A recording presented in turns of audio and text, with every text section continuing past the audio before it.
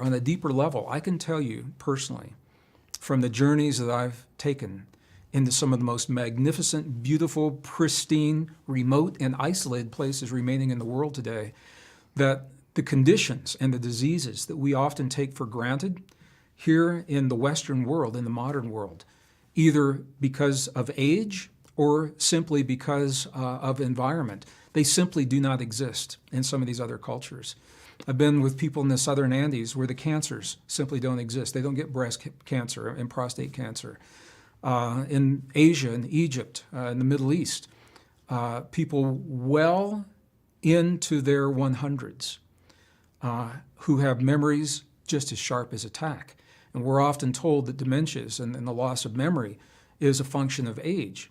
It's less a function of an age, from my experience, and more about how we live as we attain that age.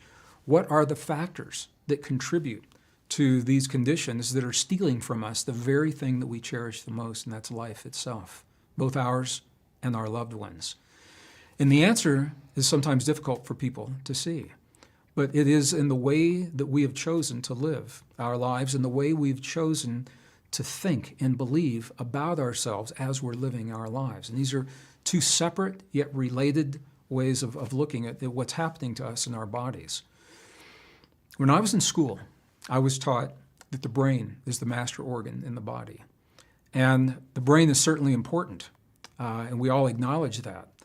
But what the new science is showing us is that the brain receives many of the instructions that tell it what to do, that tell it what chemistry to release into the body, what hormones to trigger within our bodies. It's true, those signals come from the brain, and the brain receives the instructions telling it what to do from our heart, the human heart. And it probably shouldn't be so surprising that the heart plays such a powerful role in our lives, because it's the first organ that develops in our bodies when our mother's womb. Before any other organ develops, the heart develops first.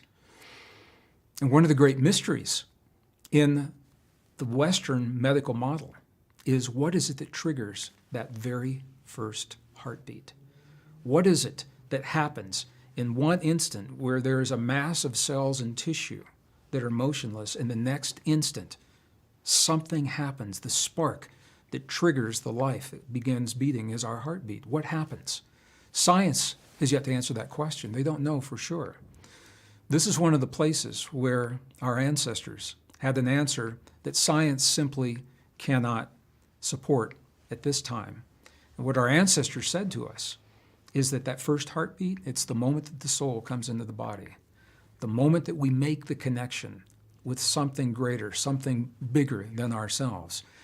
And whether we believe that scientifically or not, the fact is that something happens with that first heartbeat, and we become enabled and capacitated as a human being in ways that no other creatures that we know of have the ability to express. That's what gives us our power to heal. As I mentioned, it's often said that we begin dying the moment we're born. And what the science is showing us very clearly is that we now begin healing the moment we're born. And the reason I can say that is because we now know beyond any doubt every organ in the human body is wired to heal.